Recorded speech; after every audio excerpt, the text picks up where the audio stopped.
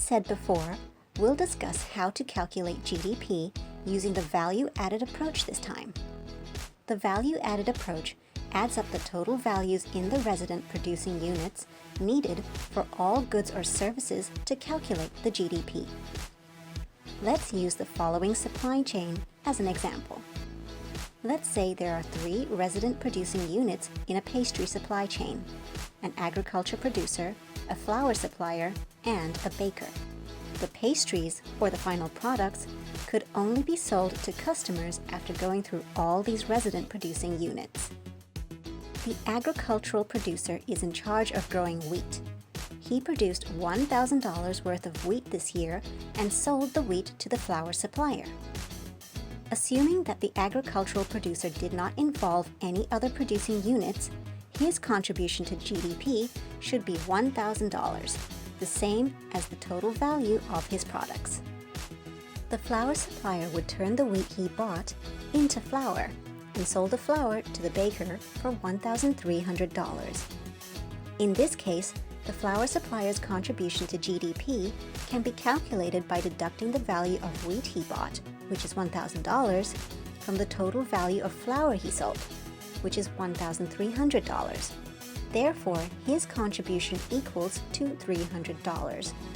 This $300 is known as his value added.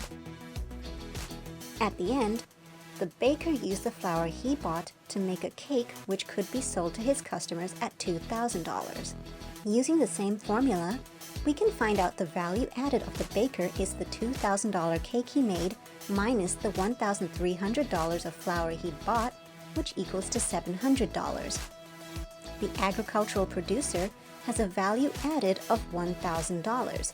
The flour supplier has a value added of $300, and the baker has a value added of $700. Using the value added approach, we just have to add up the contributions of these 3 resident producing units to find out the GDP of this economy, which is $2,000 in this case. The figure we've obtained before is the gross domestic product at market value. If we want to calculate the gross domestic product at factor cost, as mentioned earlier, we'll need to deduct the indirect taxes within the supply chains from the GDP at market value and add any subsidies received by the producers. By doing this, we can find out the GDP at factor cost. You may have already noticed that no matter whether we're using the expenditure approach or the value-added approach, the outcomes are still the same. This is because both of them are designed to obtain the total value of final products produced by all resident producing units. Therefore, they are ultimately the same in nature.